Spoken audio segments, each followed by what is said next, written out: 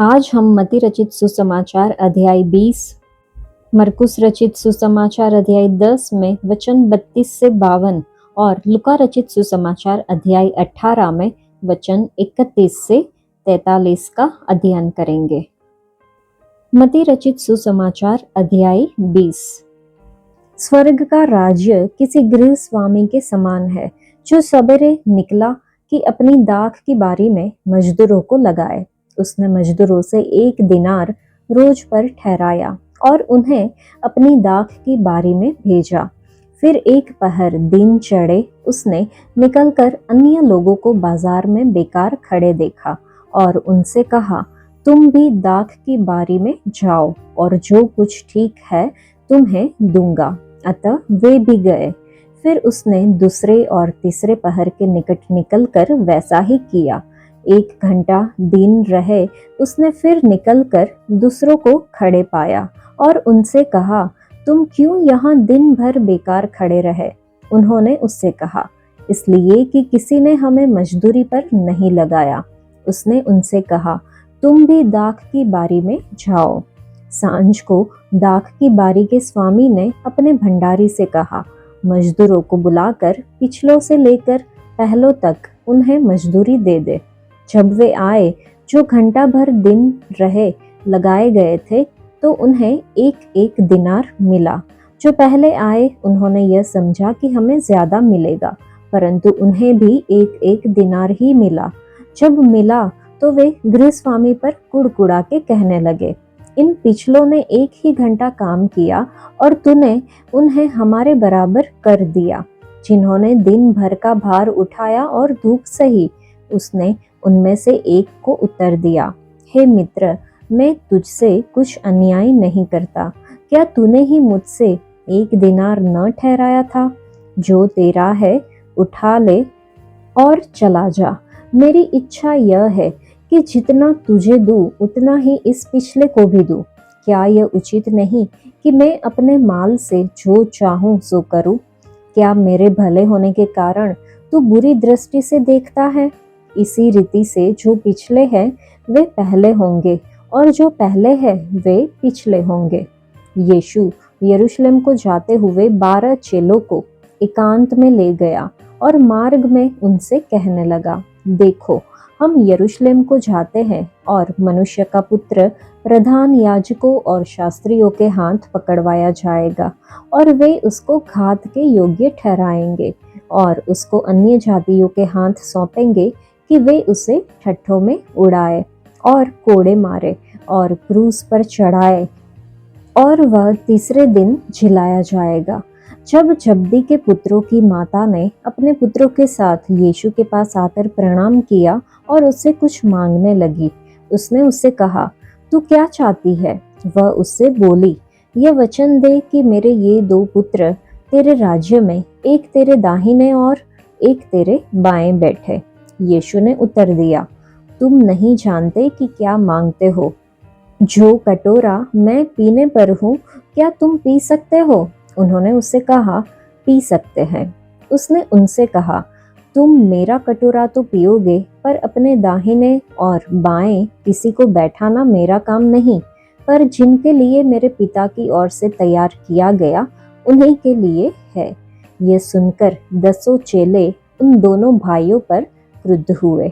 यीशु ने उन्हें पास बुलाकर कहा, तुम जानते हो कि अन्य जातियों के हाकिम उन पर प्रभुता करते हैं और जो बड़े हैं वे उन पर अधिकार जताते हैं, परंतु तुम में ऐसा नहीं होगा। परंतु जो कोई तुम में बड़ा होना चाहे वह तुम्हारा सेवक बने, और जो तुम में प्रधान होना चाहे वह तुम्हारा दास बने। जैसे कि मनुष्य का पुत्र वह इसलिए नहीं आया कि उसकी सेवा टहल की जाए, परंतु इसलिए आया कि आप सेवा टहल करें और बहुतों की छुड़ौती के लिए अपने प्राण दे। जब वे यरीहो से निकल रहे थे तो एक बड़ी भीड़ उसके पीछे हो ली, और 2 अंधे जो सड़क के किनारे बैठे थे ये सुनकर कि यीशु जा रहा है, पुकार कर कहने लगे, हे प्रभु, दाऊद की संतान, हम पर दया कर। लोगों ने उन्हें डांटा कि चुप रहे, पर वे और भी चिल्लाकर बोले, हे प्रभु, दाऊद की संतान, हम पर दया कर। तब यीशु ने खड़े होकर उन्हें बुलाया और कहा, तुम क्या चाहते हो कि मैं तुम्हारे लिए करूं? उन्होंने उससे कहा, हे प्रभु, यह कि हमारी आंखें खुल जाए। यीशु ने तरस खाकर उनकी आंखें छुई और वे तुरंत देखने लगे और उसके पीछे हो लिए। इस अध्याय में वचन 1 से 16 में हमने दाख की बारी में मजदूरी करने का प्रतिफल देखा। ये दृष्टांत, जो कि अध्याय 19 के अंत में दिए गए उपदेश का ही हिस्सा है, इस सच्चाई को चित्रित करता है कि यद्यपि सारे सच्चे चेलों को प्रतिफल दिया जाएगा, प्रतिफल का क्रम इस आधार पर निर्धारित किया जाएगा कि किस चेले ने किस आत्मा में होकर सेवा की है। इस दृष्टांत में एक गृहस्थ का वर्णन किया गया है, जो सवेरे निकला कि अपनी दाख की बारी में मजदूरों को लगाए कि वे उसके दाख की बारी में मजदूरी करें। इन मजदूरों को 1 दिनार की रोजी पर रखा गया। उस समय यह एक अच्छी रकम थी। हम मानकर चले कि उन्होंने 6 बजे सुबह से अपना कार्य शुरू किया। सुबह 9 बजे गृहस्थ ने पाया कि कुछ और बेरोजगार मजदूर बाजार में खड़े हुए हैं। उसने उन्हें भी काम पर रख लिया, परंतु उनसे उसने मजदूरी के बारे में कोई बात नहीं की। वे उसके कहने मात्र से काम पर आ गए और वह उन्हें जो कुछ ठीक है देगा। दोपहर को 3 बजे किसान ने कुछ और लोगों को इस आधार पर भेजा कि वह उन्हें एक अच्छी मजदूरी देगा। शाम को 5 बजे उसने कुछ और बेरोजगारों को देखा। वे आलसी नहीं थे, वे कार्य करना चाहते थे, लेकिन उन्हें काम नहीं मिल रहा था। इसलिए उसने उन्हें भी मजदूरी की कोई चर्चा किए बिना ही दाख की बारी में भेज दिया। ये ध्यान देना महत्वपूर्ण है कि सबसे पहले उसने जिन मजदूरों को रखा था, उनके साथ उसने बातचीत कर आपसी सहमति से मजदूरी तय की थी। शेष सभी मजदूरों ने अपनी मजदूरी को गृहस्थ पर छोड़ दिया था। दिन की समाप्ति पर गृहस्थ ने अपने मुंशियों को निर्देश दिया कि वे पिछलों से आरंभ कर पहलों तक मजदूरों का भुगतान करें। सभी को एक बराबर मजदूरी दी गई थी, 1 दिनार। 6 बजे सुबह आए हुए व्यक्तियों ने सोचा था कि उन्हें ज्यादा दिया जाएगा, लेकिन ऐसा नहीं हुआ। उन्हें भी 1 दिनार ही दिया गया। वे कड़वाहट से भर गए।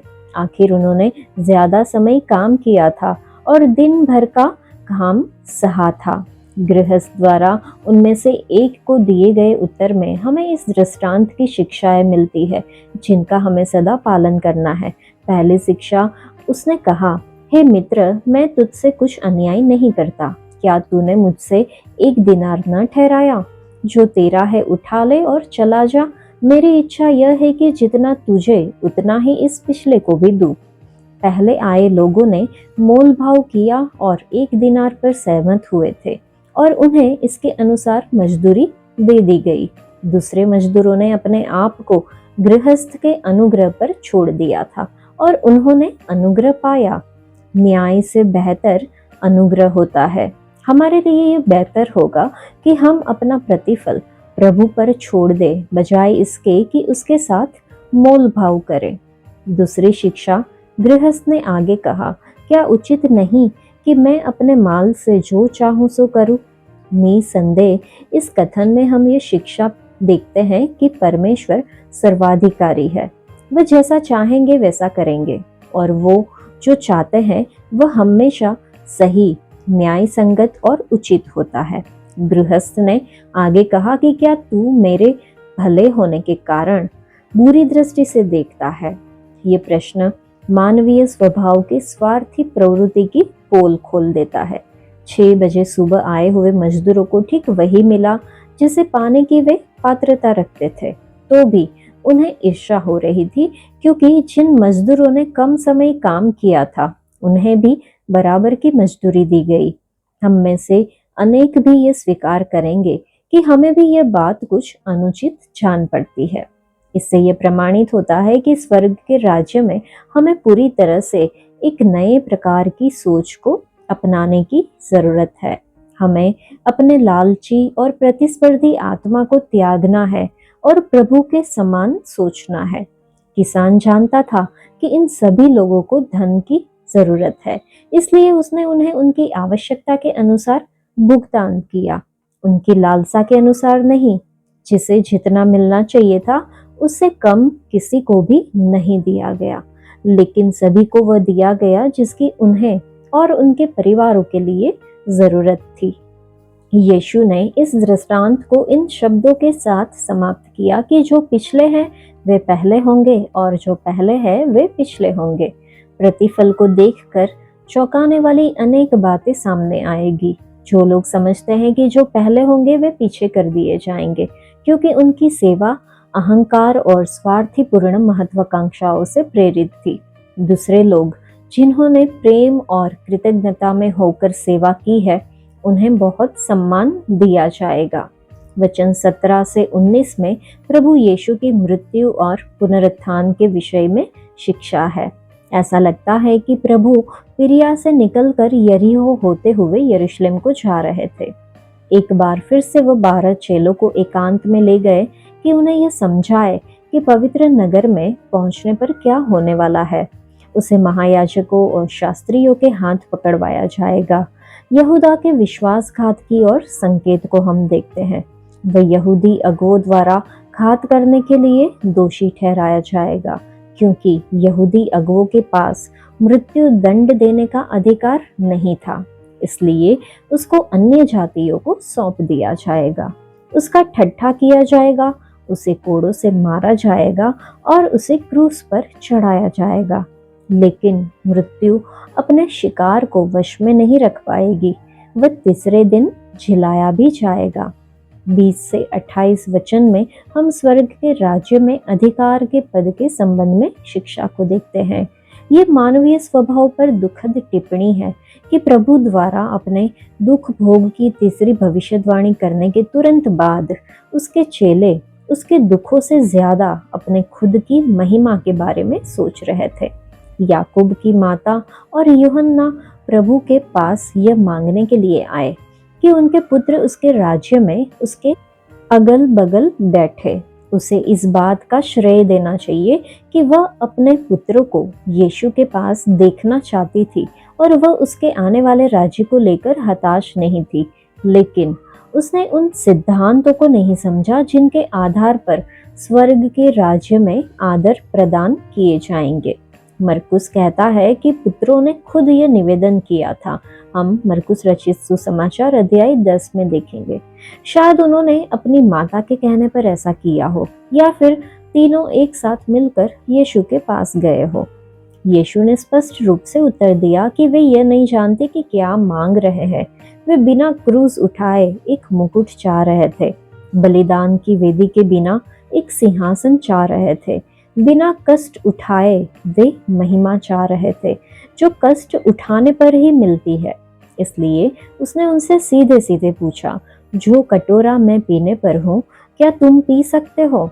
हमें विचार करने की जरूरत नहीं है कि कटोरा से उसका आशय क्या था। उसने अभी अभी वचन 18 और 19 में इसका वर्णन किया था। उसे दुख उठाना और मरना आवश्यक था। याकूब और यूहन्ना ने उसके दुखों में सहभागी होने के लिए अपनी इच्छा प्रकट कर दी, यद्यपि उनका आत्मविश्वास ज्ञान पर कम और उत्साह पर अधिक टिका हुआ था।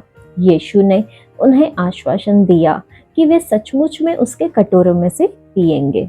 याकूब शहीद होगा और यूहन्ना को पतमुस टापू पर निर्वासित किया जाएगा।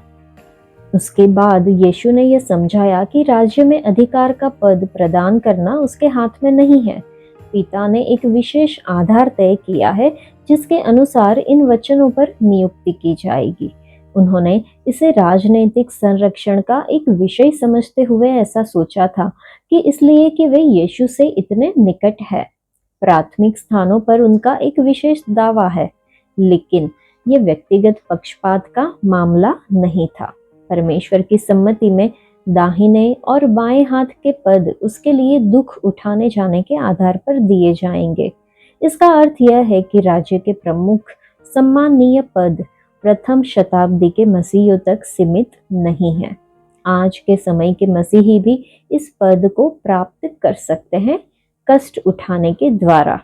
अन्य 10 चेले जब्दी के पुत्रों से अत्यंत क्रुद्ध हुए कि उन्होंने इस प्रकार का निवेदन किया। वे शायद इसलिए इतने क्रोधित थे क्योंकि वे खुद सबसे महान बनना चाहते थे और याकूब और यूहन्ना द्वारा पहले से कर दिए गए इस दावे से कूद गए थे। इस घटना से हमारे प्रभु को यह अवसर मिला कि वह अपने राज्य में महानता के संबंध में एक क्रांतिकारी कथन व्यक्त करे। अन्य जातियों में महानता को प्रभुता और शासन के अर्थों में समझा जाता है।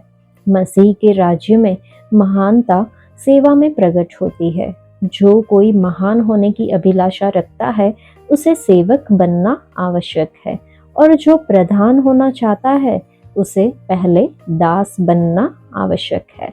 मनुष्य का पुत्र दीन सेवकाई का एक आदर्श उदाहरण है। वह इस संसार में इसलिए नहीं आया कि उसकी सेवा टहल की जाए, परंतु इसलिए आया कि आप सेवा टहल करें और बहुतों की छुड़ौती के लिए अपना प्राण दे। देह धारण के संपूर्ण उद्देश्य का सारांश 2 शब्दों में दिया जा सकता है, सेवा टहल करे और दे। यह विचार करना अद्भुत बात है कि ऊंचा उठाए गए प्रभु ने अपने आप को चरणी से लेकर क्रूस तक दीन किया। उसकी महानता उसकी दीनता की गहराइयों में प्रकट हुई और इसलिए हमें भी उसका अनुसरण करना है। उसने बहुतों की छुड़ौती के लिए अपना प्राण दिया। उसकी मृत्यु ने पाप के विरुद्ध परमेश्वर की धार्मिकता की सारी मांगों को संतुष्ट कर दिया। उसकी मृत्यु सारे संसार के पापों को दूर करने के लिए काफी थी, परंतु यह सिर्फ उन पर प्रभावशाली है जो उसे अपने प्रभु और उद्धारकर्ता के रूप में स्वीकार करते हैं। क्या आपने कभी ऐसा किया है? वचन 29 से 34 में हम 2 अंधों का चंगा किया जाना देखते हैं। अब तक यीशु पिरिया से होते हुए यरदन को पार कर यरीहो पहुंच चुके थे। जब वह उस नगर से बाहर जा रहे थे तो 2 अंधे व्यक्तियों ने उसे पुकारा, हे प्रभु, दाऊद की संतान, हम पर दया कर। उनके द्वारा दाऊद की संतान पदवी का उपयोग किए जाने का अर्थ यह था कि यद्यपि वे शारीरिक रूप से अंधे थे, लेकिन उनकी आत्मिक दृष्टि इतनी तीक्ष्ण थी कि वे यीशु को मसीह के रूप में पहचान गए। वे शायद उस विश्वास करने वाले छोटे झुंड का प्रतिनिधित्व कर रहे थे जो उसे मसीह के रूप में पहचान लेगा जब वह राज्य करने को लौटेंगे। भीड़ ने शांत कराना चाहा, पर वह पहले से भी ज्यादा चिल्लाकर पुकारने लगे। जब यीशु ने उनसे पूछा कि उन्हें क्या चाहिए, तो उन्होंने सामान्य बात करने में अपना समय नहीं बिताया, जैसा कि हम अक्सर प्रार्थना करते हुए करने लगते हैं। वे सीधे सीधे अपनी बात कहते हैं, हे प्रभु, यह कि हमारी आंखें खुल जाए। उनके सीधे निवेदन का सीधा उत्तर दिया गया। यीशु ने तरस खाकर उनकी आंखें छुई और वे तुरंत देखने लगे और उसके पीछे हो लिए। मरकुस रचित सुसमाचार अध्याय 10 में वचन 32 से 52। वे यरूशलेम को जाते हुए मार्ग में थे और यीशु उनके आगे आगे जा रहा था। चेले अचंभित थे और जो उसके पीछे पीछे चलते थे वे डरे हुए थे। तब वह फिर उन 12 को लेकर उनसे वे बातें कहने लगा जो उस पर आने वाली थी। देखो, हम यरूशलेम को जाते हैं और मनुष्य का पुत्र प्रधान याजकों और शास्त्रियों के हाथ पकड़वाया जाएगा और वे उसको घात के योग्य ठहराएंगे और अन्य जातियों के हाथ में सौंपेंगे। वे उसको ठट्ठों में उड़ाएंगे, उस पर थूकेंगे, उसे कोड़े मारेंगे और उसे घात करेंगे और 3 दिन के बाद वह जी उठेगा। तब जब्दी के पुत्र याकूब और यूहन्ना ने उसके पास आकर कहा, हे गुरु, हम चाहते हैं कि जो कुछ हम तुझसे मांगे वह तू हमारे लिए करे। उसने उनसे कहा, तुम क्या चाहते हो कि मैं तुम्हारे लिए करूं? उन्होंने उसे कहा, हमें यह दे कि तेरी महिमा में हम में से एक तेरे दाहिने और दूसरा तेरे बाएं बैठे। यीशु ने उनसे कहा, तुम नहीं जानते कि क्या मांगते हो। जो कटोरा मैं पीने पर हूँ क्या तुम पी सकते हो? और जो बपतिस्मा मैं लेने पर हूँ, क्या तुम ले सकते हो? उन्होंने उससे कहा, हमसे हो सकता है। यीशु ने उनसे कहा, जो कटोरा मैं पीने पर हूँ तुम पियोगे, और जो बपतिस्मा मैं लेने पर हूँ उसे लोगे, पर जिनके लिए तैयार किया गया है उन्हें छोड़ और किसी को अपने दाहिने और अपने बाएं बैठाना मेरा काम नहीं। यह सुनकर दसों याकूब और यूहन्ना पर रिसियाने लगे। तो यीशु ने उनको पास बुलाकर उनसे कहा, तुम जानते हो कि जो अन्य जातियों के हाकिम समझे जाते हैं वे उन पर प्रभुता करते हैं और उनमें जो बड़े हैं उन पर अधिकार जताते हैं, पर तुम में ऐसा नहीं है, वरन जो कोई तुम में बड़ा होना चाहे वह तुम्हारा सेवक बने, और जो कोई तुम में प्रधान होना चाहे वह सबका दास बने। क्योंकि मनुष्य का पुत्र इसलिए नहीं आया कि उसकी सेवा टहल की जाए, पर इसलिए आया कि आप सेवा टहल करें और बहुतों की छुड़ौती के लिए अपना प्राण दे। वे यरीहो में आए, और जब वह और उसके चेले और एक बड़ी भीड़ यरीहो से निकलती थी, तब तिमाई का पुत्र बरतिमाई, एक अंधा भिखारी, सड़क के किनारे बैठा था। वह यह सुनकर कि यीशु नाजरी है, पुकार पुकार कर कहने लगा, हे दाऊद की संतान, यीशु मुझ पर दया कर। बहुतों ने उसे डांटा कि चुप रहे, पर वह और भी पुकारने लगा, हे दाऊद की संतान, मुझ पर दया कर। तब यीशु ने ठहर कर कहा, उसे बुलाओ। और लोगों ने उस अंधे को बुलाकर उससे कहा, ढाढ़स बांध, उठ, वह तुझे बुलाता है। वह अपना कपड़ा फेंक कर शीघ्र उठा और यीशु के पास आया। इस पर यीशु ने उससे कहा, तू क्या चाहता है कि मैं तेरे लिए करूं? अंधे ने उससे कहा, हे रब्बी, यह कि मैं देखने लगूं। यीशु ने उसे कहा, चला जा, तेरे विश्वास ने तुझे चंगा कर दिया है। वह तुरंत देखने लगा और मार्ग में उसके पीछे हो लिया। इन वचनों में वचन 32 से 34 में हम सेवक की वेदना की तीसरी भविष्यवाणी के बारे में देखते हैं। वचन 35 से 45 में सेवा करना महानता है, उसके बारे में हम देखते हैं। प्रभु के आने वाले क्रूसीकरण की मर्मस्पर्शी भविष्यवाणी के बाद याकूब और यूहन्ना उसके पास एक ऐसे निवेदन के साथ आए जो एक ही समय में भव्य था कि वे मसीह के समीप रहना चाहते थे, लेकिन यह अपने लिए महान वस्तुएं पाने का एक अच्छा समय नहीं था। उन्होंने इस विश्वास का प्रदर्शन किया कि प्रभु यीशु अपने राज्य की स्थापना करेंगे, परंतु उन्हें उसकी आसन्न वेदना के बारे में विचार करते रहना चाहिए था। प्रभु यीशु ने उनसे पूछा कि क्या वे उसके कटोरा पी सकते हैं और उसके बपतिस्मा को ले सकते थे। कटोरा उसके दुख का और बपतिस्मा उसकी मृत्यु का संकेत था। चेलों ने कहा कि उनसे हो सकता था और प्रभु ने कहा कि वे सही थे, लेकिन बाद में प्रभु ने समझाया कि राज्य में आदर का स्थान मनमाने ढंग से प्रदान नहीं किया जाता।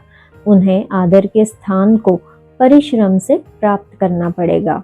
यहाँ यह स्मरण करना भला है कि राज्य में प्रवेश विश्वास द्वारा अनुग्रह ही से है, लेकिन राज्य में पद निर्धारण मसीह के प्रति विश्वास योग्यता के द्वारा होगा। अन्य 10 चेले रिसियाने लगे कि याकूब और यूहन्ना ने उनसे आगे होने का प्रयास किया, लेकिन उनकी रीस ने इस तथ्य को प्रकट किया कि उनमें भी वही मनसा थी। इसने प्रभु यीशु को अवसर दिया कि वह महानता पर एक सुंदर और क्रांतिकारी सीख उन्हें दे।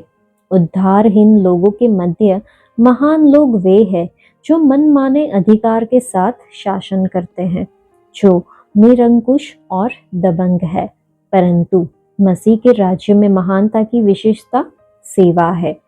जो कोई प्रधान होना चाहे उसे सबका दास बनना चाहिए।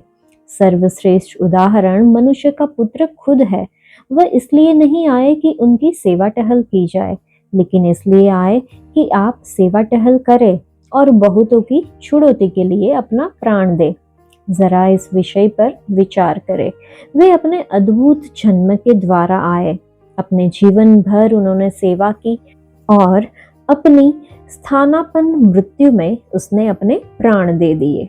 जैसा कि पहले बताया गया है, वचन 45 इस सुसमाचार का कुंजी वचन है। यह लघु रूप में एक आध्यात्म ज्ञान है, संसार के द्वारा अब तक ज्ञात महानतम जीवन का एक लघु चित्र।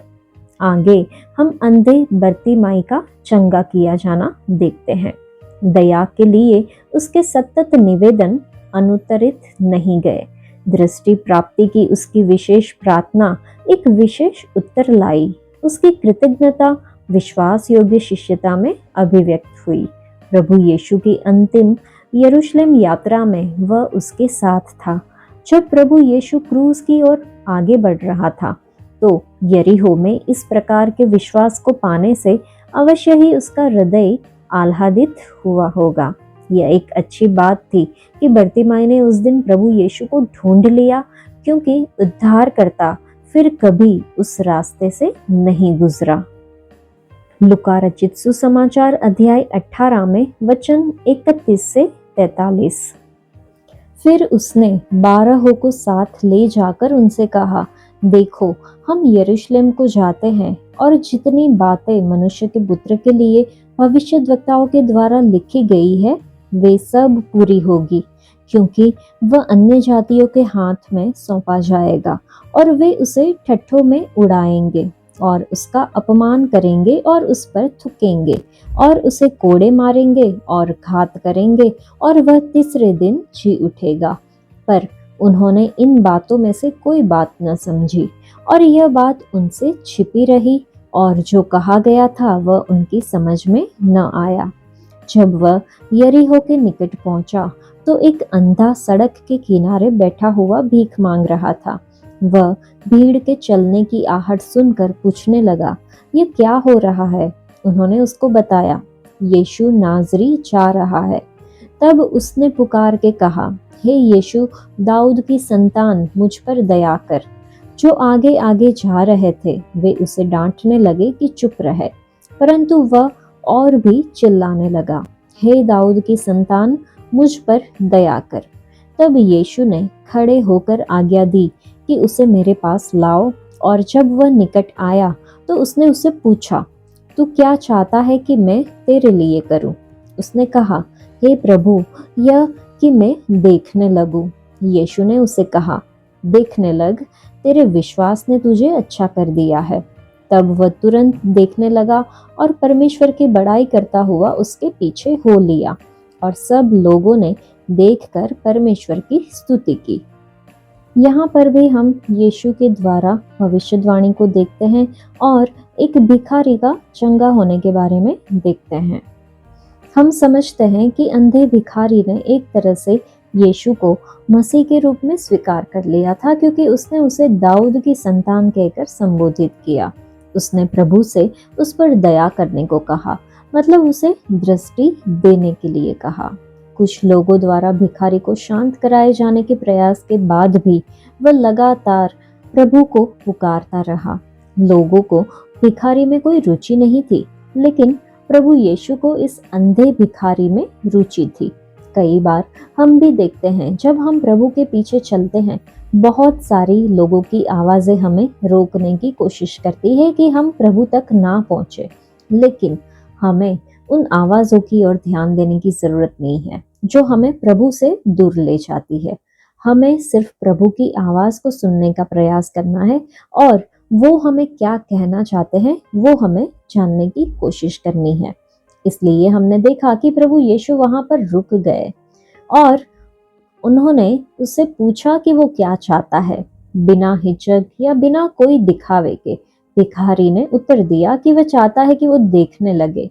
उसकी प्रार्थना छोटी थी, सीधी और स्पष्ट थी और विश्वास से परिपूर्ण थी।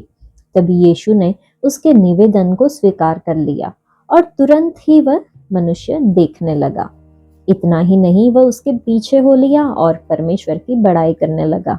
इस घटना से हम यह सीख सकते हैं कि हमें असंभव बातों के लिए परमेश्वर पर विश्वास करने का साहस करना चाहिए। बड़े विश्वास से परमेश्वर का बड़ा आदर होता है। आज के लिए इतना ही। परमेश्वर आप सबको आशीष दे। धन्यवाद।